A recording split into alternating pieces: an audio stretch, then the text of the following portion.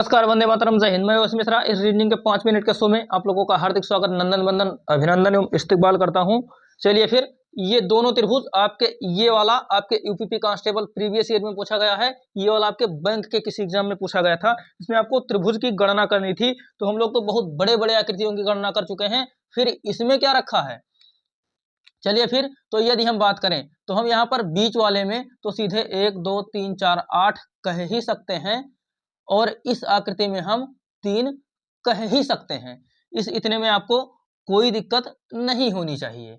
फिर यदि हम बात करें और छोटे छोटे त्रिभुजों की, तो 1 2 3 और 4। अब यदि हम इनको गिन लें, 8 और 3 11, 11 और 4 15। अब यदि बात करें यहाँ पर कोई एडवांस या बेसिक त्रिभुज बन रहा है, हमने इसमें पहले काउंट की इस इतने आकृति में, तो इस इतने आकृति में त्रिभुजों की संख्या निकली 8। फिर यदि हमने इस छोटे आकृति में ज्ञात किया 3, फिर यहाँ पर 1 2 3 और ये चौथा, 8 3 11 और 4 15। इसका उत्तर हो गया 15। इस आकृति में त्रिभुजों की संख्या है 15। देखिए कितने आसान क्वेश्चंस आपके एग्जाम में पूछे जा रहे हैं। यदि आप बात करें इसमें, तो हम यहाँ पर इस इतने आकृति में 8 लिख ही सकते हैं, इधर भी इतने आकृति में 8 लिख ही सकते हैं।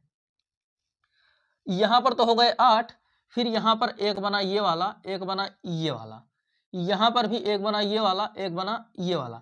8 तो इतने हो गए, लेकिन जब इसमें ये वाला जोड़ा गया, तो जोड़ने पर हमारा एक ये त्रिभुज और तैयार हो गया, एक ये त्रिभुज और तैयार हो गया। दो हमारे छोटे वाले और दो जो नए बने, यहाँ पर त्रिभुजों की संख्या 4 बढ़ गई। अब यदि हम ध्यान से देखने की कोशिश करें, तो त्रिभुजों की संख्या लास्ट में एक और बढ़ गई, ये सबसे पूरी बड़ी वाली, तो बड़ी वाली को मिलाकर हमारे त्रिभुजों की संख्या हो गई 5। तो यहाँ पर 8 और 5 13 त्रिभुज एक और बन चुके हैं। 13 ही त्रिभुज दूसरी ओर बनेंगे, 13 ही त्रिभुज दूसरी ओर। जब एक और 13, तो दूसरी ओर 13, 13 और 13 को यदि हम मिला दें तो हो जाता है 26। लेकिन ध्यान रहे, दो इसमें और एडवांस त्रिभुज बन रहे हैं, जो मुझे उम्मीद है आपको अब स्पष्ट दिखाई देगा। एक हमारा ये पूरा बड़ा वाला, इन दोनों आकृतियों को मिलाने पर जब दो आकृति मिलाई जाती है, तो कोई ना कोई नया त्रिभुज जरूर बनता है।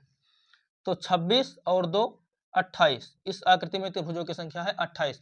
इसमें पहले बेसिक देन एडवांस। बेसिक में हमने देखा कि इसमें हाँ, पहले एक और की ज्ञात कर लें, फिर गुणा करके एडवांस वाला देख लेंगे। हमने इसमें देखा 8, फिर यहाँ पर एक ये वाला बना, एक ये वाला बना। जब इसमें ये जोड़ा गया, तो हमने देखा कि एक बड़ा सा त्रिभुज कुछ इस प्रकार से बना, बड़ा सा त्रिभुज कुछ इस प्रकार से बना। तो जोड़ने पर हमारा यहाँ पर बना 2, एक ये वाला और एक जब हमने जोड़ा तो इस प्रकार, इधर भी जोड़ा तो 2।